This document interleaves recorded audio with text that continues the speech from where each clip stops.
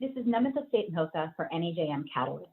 I am speaking today with Dr. Rebecca Weintraub, faculty at Ariadne Labs and Harvard Medical School.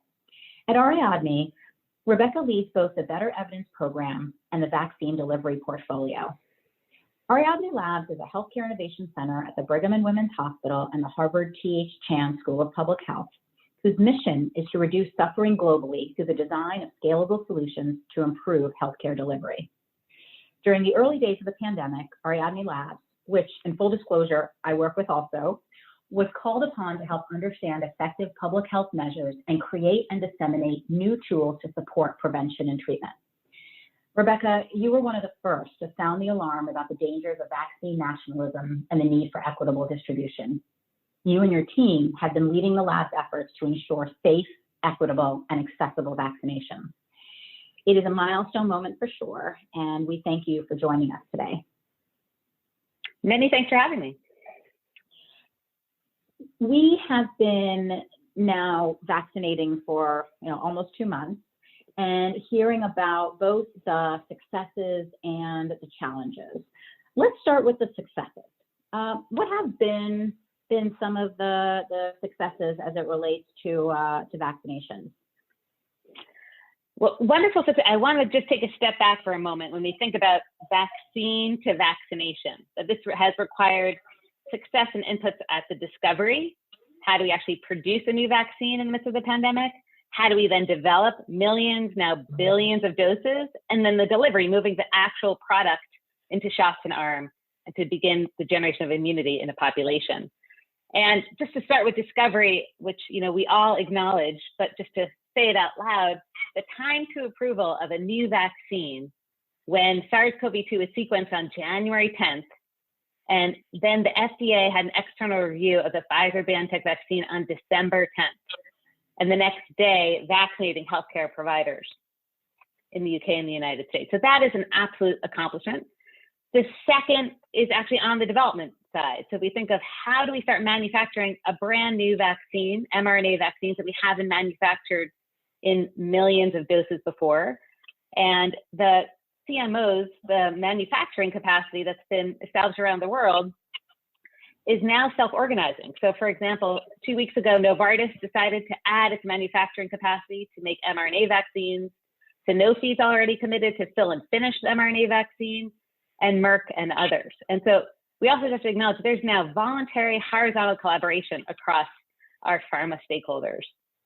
And on the delivery side, very early on in the pandemic, Seth Berkley and others began the establishment of the COVAX facility, which is now prepared to distribute 330 million doses to developing nations in the first half of this calendar year. That is indeed remarkable. What have been some of the challenges and the gaps as you're seeing them? Well, we have to acknowledge we're on a learning curve here. I think of this almost like a bullwhip between supply and demand. The supply has been difficult to predict. The early press releases from December were talking about 50, 100 million doses that would be available when they were in the single digits. The demand forecasting, how much vaccine will ship, where, and when. The second is the actual supply chain management, so the distribution networks needed to monitor for the new bottlenecks, quality assurance, and adverse surveillance. And all four of these systems needed to be created in the midst of a pandemic on, in a sense, chronically underfunded public health infrastructure. We have always known that public-private partnerships are a critical success factor to improving health for populations and communities, especially now during the pandemic. Can you share with us, Rebecca, some examples of countries or states where these public-private partnerships are working particularly well right now and why? Absolutely. So I'll highlight a few states: West Virginia, Louisiana, Connecticut, and Kentucky. So West Virginia early on decided to use technology from a company called Everbridge, which allowed West Virginia officials to communicate with people instantly, alerting them if there was leftover vaccine doses. They identified where the people were, who needed to be vaccinated, so they could actually set the sign up based on their principles of prioritization. Second, they actually set up community vaccine clinics in all 65 counties. They summoned the National Guard to help with logistics. And as of today, the state of West Virginia has a 108.1% administration rate. So they've been able to get more doses per vial and provide every vaccine dose that they've been allocated. A tremendous effort across the state. Connecticut thought about how do we simplify the process. So in December, the Department of Public Health expanded the pool of medical workers eligible to administer the vaccine, including EMTs, dental workers, veterinarians, and podiatrists. And they also developed a just-in-time inventory system to think about how do I use the unused doses and transfer to other facilities at the end of the day. Kentucky created a partnership with Broadbent Arena, which is actually a truck rally site. And they're now administering 1,500 doses a day. They're staffed by volunteers. Actually, 4,000 people signed up to volunteers. And they created an incentive. If you volunteered for 40 hours, you'd be eligible for the leftover vaccine. And the fourth example I wanted to mention is Louisiana. So in Louisiana, the Public Health Department was a very early adopter of using a vulnerability index to redeploy vaccines to those counties that experienced the most devastating effects of COVID-19, both in their health and economic outcomes. And so then they asked retail pharmacy chains and others to redeploy and reopen sites to serve those communities, including the retail pharmacy program that will begin on February 11th. Globally, many have called out how Israel has been able to respond in the midst of the pandemic. They've truly treated this like a bioterrorism event, not a routine vaccination campaign. Of note, Israel did pay a premium. They locked up an early supply of the Pfizer-BioNTech vaccines, and they actually struck a unique deal. They actually said, please give us the vaccines, we'll give you the national data to study whether herd immunity is achieved after reaching a certain percentage of vaccination coverage in Israel. There's an unusual setting here. This is a relatively small sized country, and every Israeli citizen and resident belongs to one of the 4 HMOs, where you can then get access to a full repository of digital health records. That is remarkable. I have to ask, how do you get to 108% administration rate? Yeah, so that's a great point. So remember, each state was allocated doses per adult population. And the assumption was you would get 5 doses per vial. But it turns out if you use a low dead weight syringe, you can get an additional 1, sometimes 2 additional doses per vial. And that wasn't counted against you. So they were able to administer more doses than the vials that they had available. That's correct, exactly. So for example, if the state of West Virginia received 10,000 doses and those vials actually had 10,100 doses, and they administered all of them, then they're actually exceeding their allocation by the efficiency of being able to extract additional doses per vial.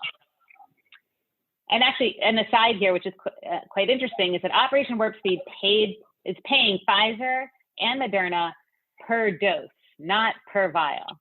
So Pfizer then decided, because of that, because people are able to get additional doses per vial, to send this specialized syringe with the doses so that you could extract additional doses per vial and then send fewer vials for each shipment. And get paid for that extra dose. They actually decreased the number of vials that they would then ship. So take a step back here, is that when Pfizer and Moderna contracted with Operation Warp Speed, they made an assumption that they would get X number of doses per vial. And in reality, with pharmacists utilizing different syringes, additional doses were able to get extracted from the vial. And after a few weeks of deployment, that data went back up to Operation Warp Speed, and then Pfizer renegotiated with Operation Warp Speed to say, there's additional doses per vial, so we are going to send you the specialized syringe to get that additional dose out of each vial. And remember, the Operation Warp Speed is paying per dose, not per vial. why I mention this is because this creates a new delivery bottleneck. The syringe companies were not ready to actually manufacture this type of syringe at mass. So as Pfizer makes this different choice, we now have a new implementation bottleneck that will be resolved in the coming weeks. Always learning. Let me bring us back up a couple of notches. Given where we are today with the systems that we have now, what are 2 or 3 tactics that both health systems and their public health partners can execute on now to accelerate and amplify vaccination efforts? That is a great question. I have to say, there's been a host of agile, adaptable leaders today who are just wonderful examples. And the bottleneck right now is adaptive scheduling systems. So an individual goes to their state site, they want to know the next available appointment. Sometimes people are agnostic. They'll go anywhere, they'll travel. Or other folks, unfortunately, are homebound or transportation would be quite difficult. So deploying at a state level an adaptive scheduling system is truly a bottleneck today. Compliments to all the software companies that have offered their services. We wish we had you on board months ago to help prepare the states as such. The second is a centralized dashboard for every state to really have that real-time data on equitable distribution. So once again, you realize there's a lag in data reporting at every step in this process, which makes it difficult on a weekly basis for the state to think through replenishment, opening up new sites, setting expectation by opening up new appointments. I believe it's going to get better. We have to acknowledge that this is a decentralized system to begin with. And even for routine flu administration, the minority of flu shots are actually reported into the state central registry. And then last, I think, is truly preparing our last mile delivery channels. We are now in a low supply, high demand part of the curve. But I suspect by early spring, we're going to be in a high supply, low demand part of the curve, where we truly need our last mile delivery channels, your primary care provider, for example, your local pharmacist, your local provider to have access to the vaccine to give it to you in the midst of routine care. Are there immediate things that we can be doing in the next few months, in addition to the suggestions that you made or recommendations that you've made, to help us close that last mile, cross that last mile most effectively? That's a great question. I'm quite optimistic with the Johnson & Johnson vaccine being both thermostable and 1 dose, maybe a very viable vaccine to be able to administer at, for example, a local primary care practice with a low volume of patients. So first, I think, how do we help primary care providers who want to administer the vaccine to integrate this within their routine care, to help actually reestablish care for those they may have not been able to see in the early months of the pandemic, and obviously the lag we're facing regarding other aspects of preventative health for the general population. And then the second, I think, is in a sense some of these data lags and thinking about how do we have other sentinel data and routine data that we need to help prepare week by week for the vaccine deployment. I'll have to say, just even in the early days of the Biden administration, they've done just a tremendous job in 4 categories to help understand what the states need. First, expanding eligibility for the vaccine, creating federal vaccination sites. They've bolstered the public health workforce, and they've secured the production for sufficient supply for spring 2021. What is a recent win that you can share with us from your own experience from the last few weeks? Well, first, I have to say it's been an absolute honor to learn and support and listen to the state leaders that are leading these efforts. Our state public health departments have been beleaguered by the pandemic and constantly underfunded, and now have had to shoulder this burden of being the established voice for shelter in place, masking, testing, closing schools, understanding workplace and transportation protections, and now obviously deploying a scarce resource, maybe a vaccine, to their communities. So the agility of these state leaders who've asked for help, who are utilizing tools that our team and many other teams have established has been tremendous. The second I have to say is there's been a tremendous interest in developing trust and empathy during this time. So our team worked on a tool called the Vaccine Allocation Planner, and then worked with media companies, including the New York Times, to build something called Find Your Place in the Vaccine Line. And that moment in December, when we knew doses would be coming to the States, there was an overwhelming response and understanding that I understand I am further back in the line, but I am protecting the person in front of me. And that is the majority of Americans. The majority of Americans want to end this pandemic. They want to protect their elder who's at risk of death and decrease their risk of transmitting to their community members. Ending on that positive note, Rebecca, thank you so much for speaking with NEJM Catalyst today. Many thanks for having me.